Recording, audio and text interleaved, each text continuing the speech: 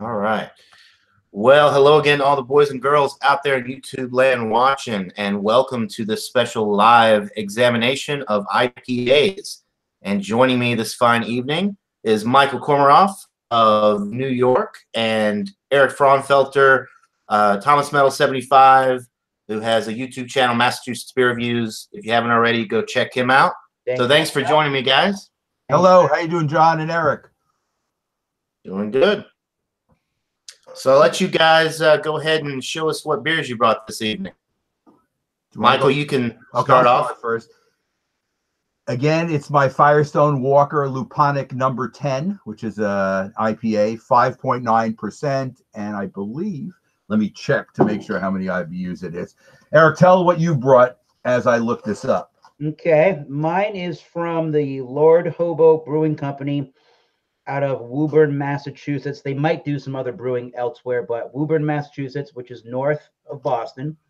This is their dry hop Citra session IPA called Hobo Life. There you go. 4.5% alcohol by volume. This, I got it in a variety pack with some various Lord Hobo beer IPAs and a New England style wheat beer. This was canned on the 27th of November. It's 4.5% alcohol by volume, and it's got 74 IBUs, and it says it's got 20% flaked oats in it. So interesting. And Pilsner malt. Interesting. Mine has 59 IBUs, 5.9%. All right. I'll crack open this bad Larry. So I got this. And the one that... Go ahead. I was just going to say the one that I brought to the party this evening is from Highland Brewing Company, and it is their Mandarin IPA. It's 5% alcohol. The hops are not listed, but it is brewed with orange peel and orange juice. And the other ingredients include water, hops, yeast, and malt. And that's it. Independently owned, family owned since 1994. Never had any of their beers, I don't believe. Blackheart is stopping in to say hello. Hola. Cheers. Cheers to you, Blackheart. Thanks for tuning in. All right. Go ahead and give mine a pour. So you guys like IPAs a lot more than I do. I do like IPAs. I'm getting to enjoy them a lot more, but not my go-to style for sure. I'm starting to like it when these IPAs or even saisons and certain kinds of sour beers, when they have a Pilsner malt to it, where it really makes it nice and light and refreshing and almost quaffable in nature. So just something to help out with the drinkability and not just make it either a bitter mess or just a too high of an ABV kind of a beer for this style is kind of what I ideally choose to drink most of the time. Right. I'm not a big, like a palate wrecker kind of guy. You know, some people just like the hops to just, completely destroy their palate. I'm not one of those guys, but so Michael, we'll let you go ahead and lead off since you're first in my little window here. You get an idea. I'm in my lakefront from Milwaukee, Wisconsin glass, and I'll show it from the backside so you can see it. It has a lot of bubble action in it, and I would say it's got a little bit of chill haze on it. Not very much, but a little bit. And the head is a white, spongy kind of head, maybe about half an inch. And golden color. Let me check out the nose. Getting a lot of grapefruit on the nose with some tropical flavors as well, like kind of a ruby red grapefruit with like mango and other tropical flavors on the nose. Right? Nose type. Smells like a very nice beer.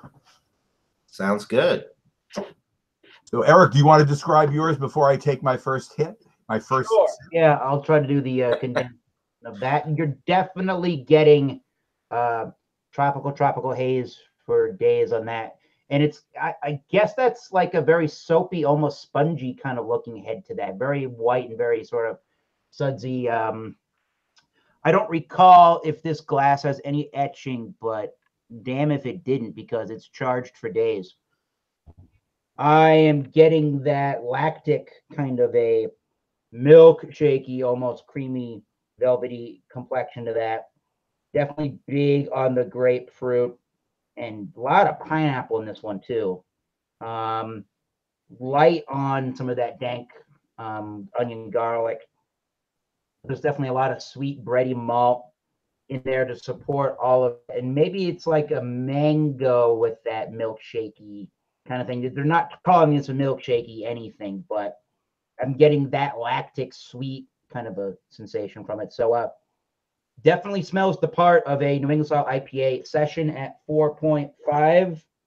Smells much larger than that. So good job on the nose for a session IPA. Wow, big nose. All right. Well, I'll go ahead and give a quick nose on mine, and then we'll go ahead and get into it. I'm thirsty. All right. So this one smells really good. I'm very pleased with the aroma. It smells mostly of orange, which I like. I'm not a big fan of the ones that have the super grapefruit forward aroma.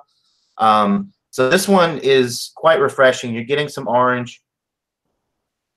You're getting some malt. There's a nice malt backbone on the aroma with this one. Some nice, notes on the nose. I'm also getting pineapple with this as well. I'm not getting any grapefruit, and I'm not getting any piney notes, which are awesome. You're getting the orange and pineapple, maybe a little bit of mango as well. So it's more of like a tropical fruit, but the orange, though, is really the number one thing because they actually add orange juice to this. And then whatever the hop varieties they're using, which are listed on the label, are imparting more of the tropical fruit nose, which I enjoy. So let's go ahead and get into it. Cheers, guys. And Michael, you can lead off with a description of yours. Cheers.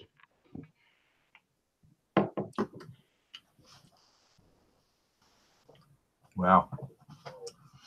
The taste on this follows the nose. It has a ruby grapefruit front with the like a kind of mango pith coming up in the background. So it has like a tropical pith kind of taste as a background taste.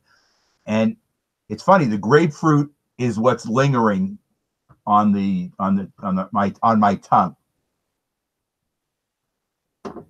It's only 5.9%, and it tastes that, you really can't detect the alcohol, but that's kind of mid-range for an IPA. That's, they're in that range a lot. 59%, there's some bitterness, but it's not, over the top. Right. Seems to be well balanced. So far, I'm liking it. Excellent. All right. Erik, think about yours. Yeah.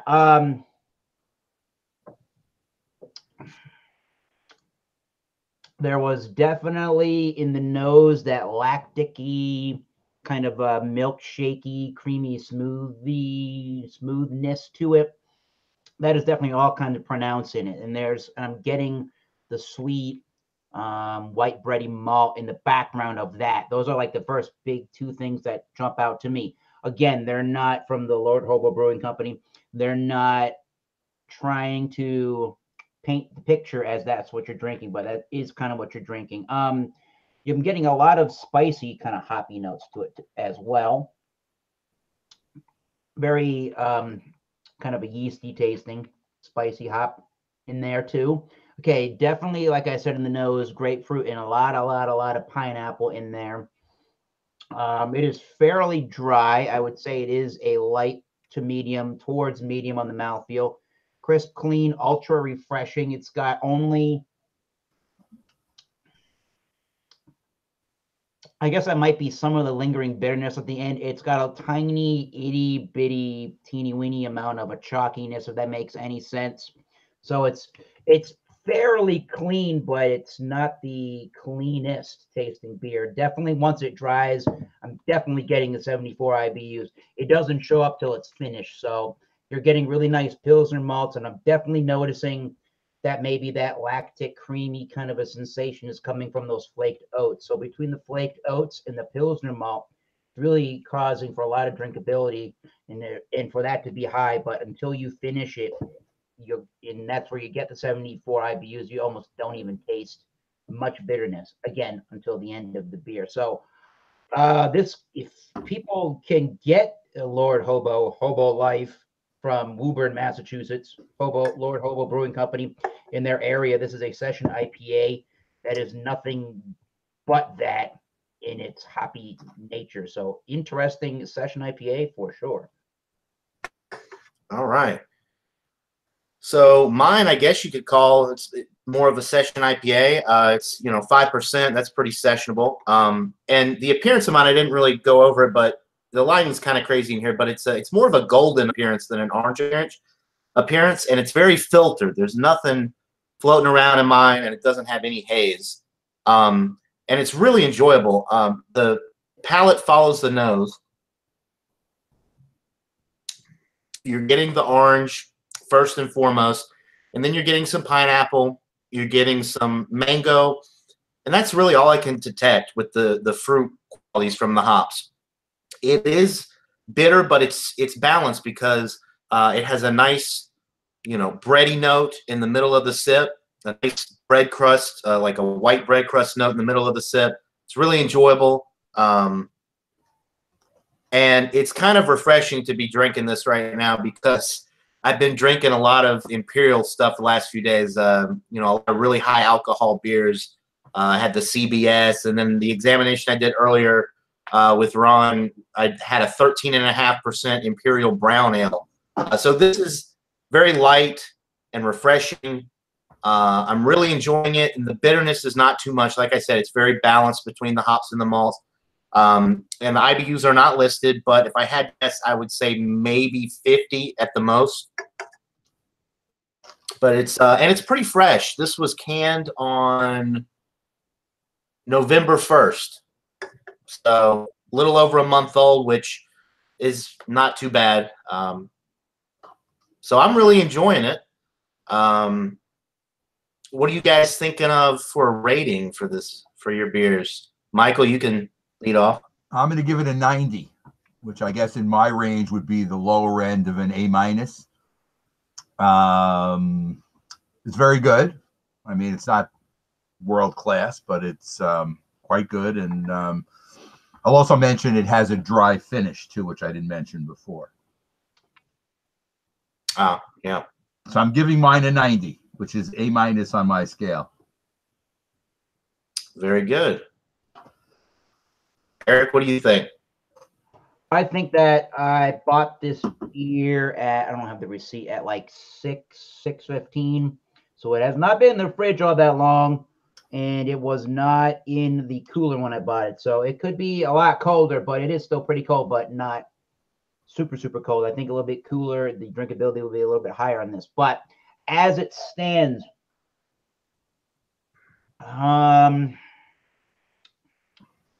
this one's really good. I'm torn. The first thing that comes to my mind is 93 out of 100. So I'm going to stick with that rating. This is pretty awesome. I think this is definitely more of what people are looking for when they drink an IPA, and then when they see a session IPA and they get all snooty about it. It's like, oh, you're a session IPA. Well, it's just going to taste like water. See you later. No. This one does have a little bit of a lighter mouthfeel, granted, but it's got full hop flavor, full bitterness flavor, full flaked oats and Pilsner maltiness. And as they say on the side of the can, it's a crowd pleaser, refreshing, zesty, bright New England style beer. Crafted for New England. That's exactly what this thing is. Very tropical, fruit juicy, and full flavored for a session IPA. Yeah, 93. The only thing that I can see that they could do with this one, and maybe they have in the past, is this is only with Citra. If they added some other hops and some other amount of malts in it, maybe it could make it a more complex and even more of an interesting beer. But as it stands, I'm going with 93. Very nice. I think mine's excellent too, and ours are all. I mean, we just said I just said IPA examination, but we all brought pretty sessionable IPAs. And one thing with the session IPAs, a lot of times I don't really like them because, and Michael, you may have said this, Eric, you may have said this as well, but a lot of the session IPAs, it's like hop water. You get a lot of hops, but there's not enough body to support the hops that are in the beer, and it just comes across as hop water. I mean, is really the best way I know how to describe it, but that's definitely not what I'm getting with this beer. It has a lot of flavor, and it while maintaining that light body. And this reminds me more of like a New England style IPA because it has the tropical fruit, and then it has the orange that's in here as well.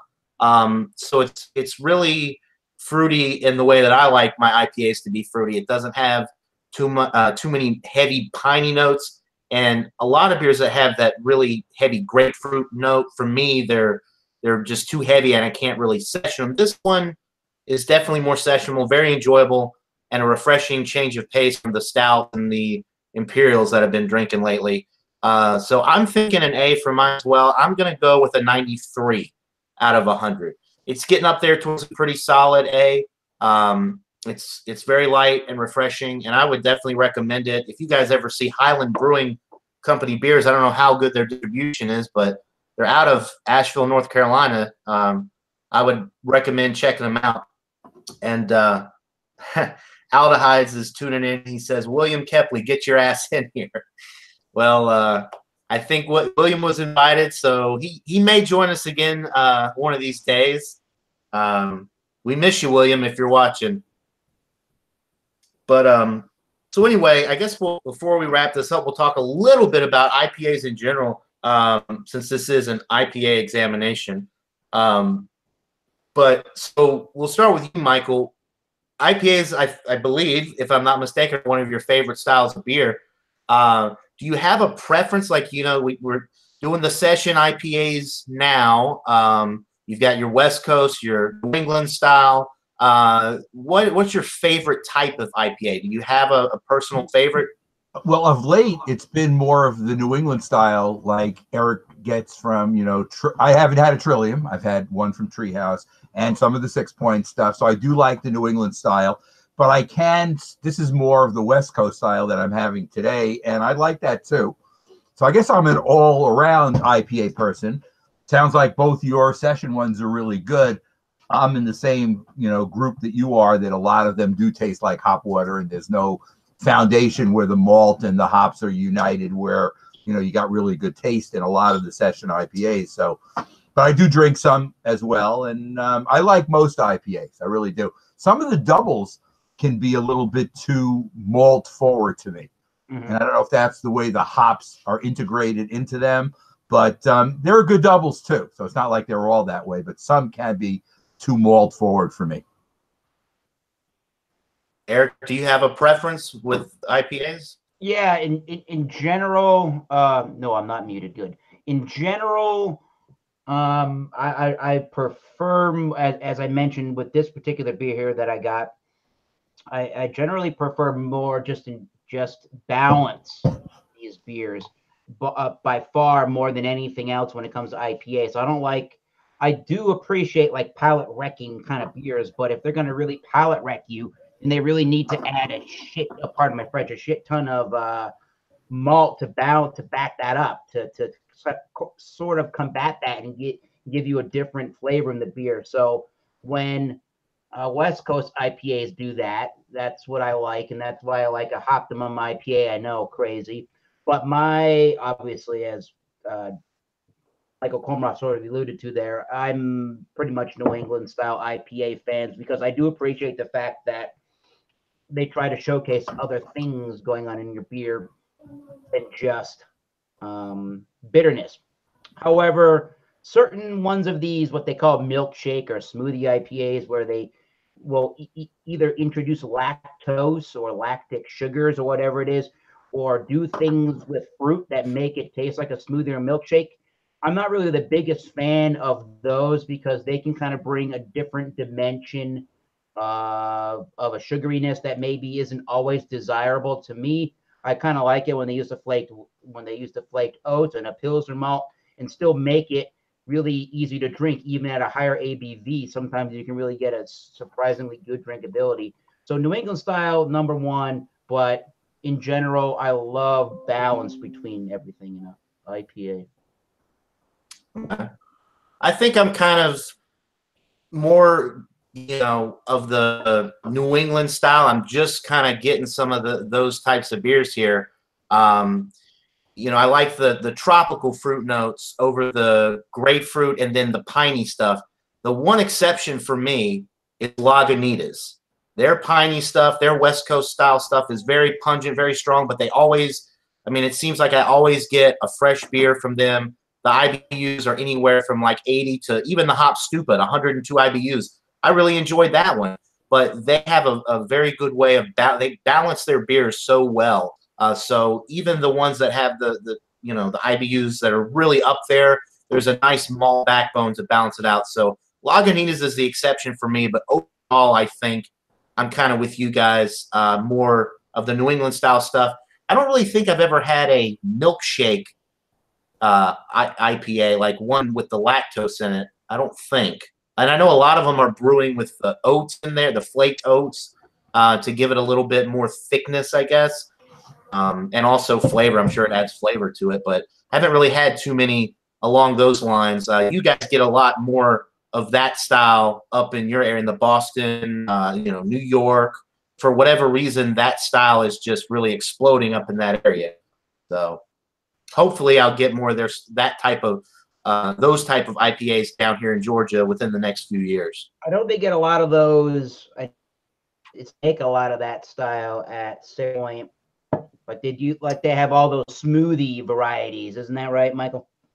Yes, and if you remember at the beginning when 6 Point started doing those events where they did their, one-on thing that you had to order and come down and see it at the beginning, it seemed like they introduced a lot of those New England style smoothie and some of the other ones, Hootie and some of the other ones, and they were different because 6 Point had never done a New England IPA before until the guy came over from Trillium. And now you get at least one of those in every one. And there are some when they do 2 or 3, which is kind of cool. And I don't know, they had Bean this last time. I don't know what they're going to do in December, but I'm sure it'll be interesting. And I tried to make every one except when I was in Europe. I missed 2 of them. Oh. Now, 6 Point, Michael, correct me if I'm wrong, but didn't they kind of start out with the IPAs and now they're more of like a little bit of everything? They have all different styles now, but weren't they kind of pioneers with the IPA? Wasn't that their thing? They were, but once this guy came from Trillium, it seems like now they'll get one New England IPA, except this one was all bean stuff. But every other one, they at least do one New England style, and they will sometimes do 2 or 3 in the same one, depending on what they're doing. Now, since we're in the winter time, they probably won't do more than one. They might do none. Maybe I would like them to do a stout thing. I think it'd be great. They seem to be doing more porters than stouts. Those bean ones were porters. I actually like the thicker sometimes that you get from a stout than a porter. But I can't remember a stout they've ever done. They had years ago one called Diesel Stout, but I can't remember. I'm sure they've had other specialty things they've done, but nothing that they've sold in cans. They ought to do something kind of like Lagunitas did. Lagunitas has one called Nighttime IPA. It's a black IPA. I'm kind of surprised that 6 Point hasn't done something like that yet. Yeah, maybe they will come up with a black IPA at some point. Sounds like a great idea. Have either one of you guys had that beer I'm referring to, the Lagunitas Black, the Nighttime IPA is what it's called? I've never had it. The only black, well, that's not true, but the one that really sticks out into my brain in any kind of a commercial level, and I think they still make it, is Founders Brewing Company has one called Dark Penance. And that was like a really super hoppy beer, but it had really superly dark roasted coffee and black, almost burnt kind of notes to it. So if you really, really, really like dark, burnt, roasty notes, and you want to citra ass down for an IPA, I suppose that's a beer and a beer style to try. I believe on Beer Advocate they're calling that style an American Black Ale. I think 21st Amendment had one as well, but I can't think of what the name was. They had a black IPA also. Oh, it was like You black. want to look? You want to I don't think it look? was black in America. Holy crap! But they had one too. And I was going to mention, I'll show it to you after we get through the review. Lagunitas now has something called Super Cluster, which is, I'm trying to think what it's made with, because I did get to try some of it. I think it's Citra hopped, and I don't know, John, it's 60 IBUs, so that's still within your area. That's not too bitter for you. If you like Citra hops, I think you'd like it. Right. And it's not necessarily the IBUs don't necessarily matter. It's only when the beer is not balanced. You got to have a good malt backbone when you're getting up there with those IBUs. That's true. I agree. So Aldehydes just commented and asked what my thoughts on Dickens cider are. I've never had Dickens cider, but if I ever see it, I might try it. I'm not against ciders. I enjoy them occasionally. So Erik found the beer. It's Back in Black from 21st Amendment. That's the one I was thinking. Oh, that okay. Little AC/DC reference there. Nice. Only 65 IBUs and 6.8% alcohol. So one more thing, I guess, talk about before we close this out, since this is we're talking about all different types of IPAs, not just the ones we're drinking. But I've noticed one thing with IPAs, or a direction that IPAs seem to be going in lately, is a lot of the red IPAs that are barrel aged, and then the other ones are the brute IPAs. And I think we were talking about this off air one day, but the brute IPAs kind of are supposed to be more, they might use the champagne yeast in there, I'm not sure, but they're more carbonated, and they're supposed to be have a champagne character to them. So have you guys ever had a brute IPA or a bourbon barrel aged IPA? I saw an article, I think it must have been, oh, forgive me if I'm wrong about that. I felt like it was in the Wall Street Journal last weekend that talked a whole bunch about these brute IPAs. So go look for that recently, last week, Wall Street Journal, they talked about it. They talked about I think it was called brute IPA from the Fat Tire Amber Ale people. Why can't I think of that? New Belgium. So right. So my parents drink a lot of brute, extra brute champagne, and the thing that I think they like about it is, besides it's got really, really good effervescence to it, it's really almost bone dry. Now you can't get a completely bone dry style of champagne or sparkling white wine, but you're not getting any of that extra fruity, like really sweet, almost candied like sugar to it. So if it's got really great effervescence to it, and it's fairly dry and almost has like a white grape kind of a variety to it, then count me in on that. That sounds like that might be one of the most refreshing styles of IPAs yet. Yeah. I'm writing now on the thing. Of course, people, I guess, who are watching can see it as well. 6 Point has one called Sparkler, which is a brute IPA, which I've had. But again, this was another one that you had to exclusively get at one of these get-togethers. Order it on Monday, pick it up on Saturday. So it's not released in their general distribution. Breaking news. I was going to mention to John and you that you now both, John doesn't have access to 6 Point, but you do. You can now get the 6 Point 4 Bean, the new one that was just released. Ooh. That's barrel aged in both bourbon and rye barrels. The original was just in rye. This one's in bourbon. 11%. Wow. That sounds amazing. I know Erik can get it if he can get resin and the other 6 Point ones that are generally distributed. And it's expensive. It's $4 for a 12-ounce can. So it's not like it's cheap, but you got to taste it and see if you like it enough. Breaking news. Well, if you call 2017 breaking news, I have no clue how breaking the news is on Beer Advocate, but I'm going to say breaking news.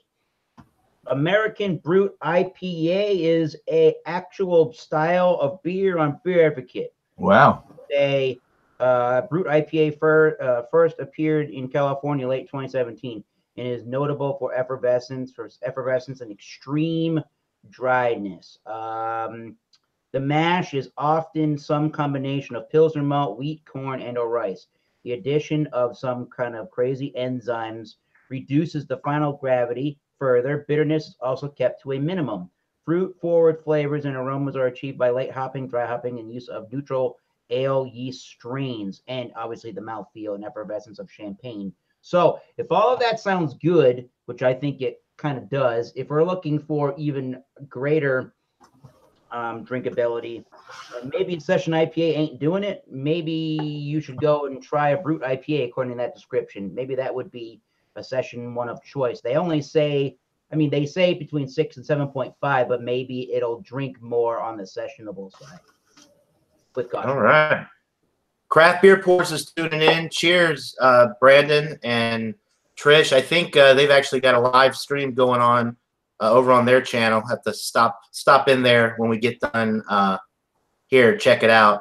They have a great channel. So anyway, real quick before we close this out, you got me curious now, Erik. The Brut IPA is recognized as a style. The black IPAs have been around for a few years now. Is the black IPA recognized as a style on that website?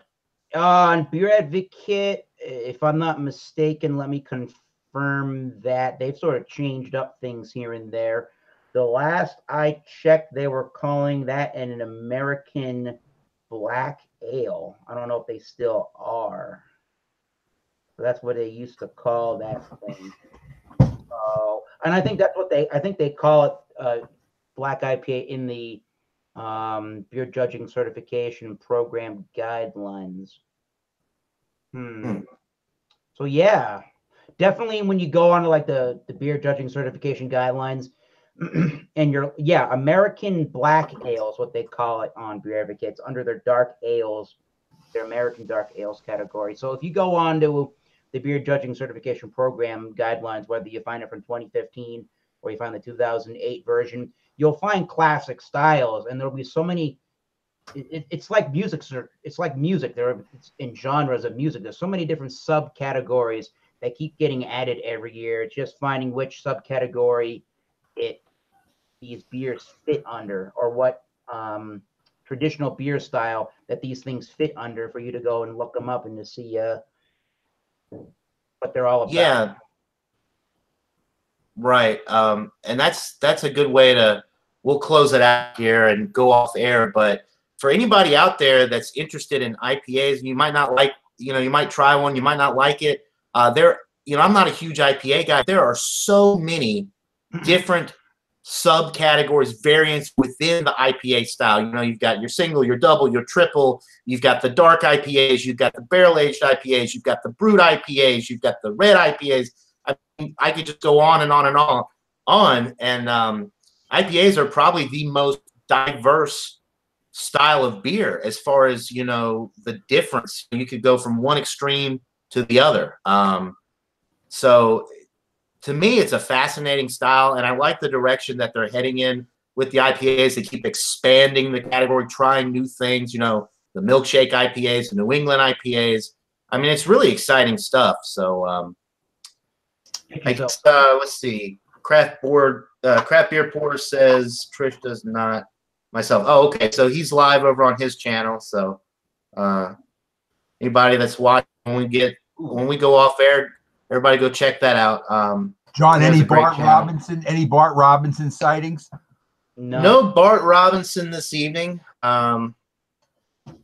Blackheart, Aldehydes, and Craft Beer Pours tuned in. Tyler said he was going to be watching, so he might still be eating while he's watching. I don't know. And he said he might join us off air for a little bit. But IPAs, great style. I think we all agree they have a lot of different products to choose from. Thank you guys for joining me. I really appreciate it on short notice. That's cool. It's always fun. So we'll close it out. We'll go off air, guys. Close it out there. Thanks, everybody, for tuning in live. I really appreciate it.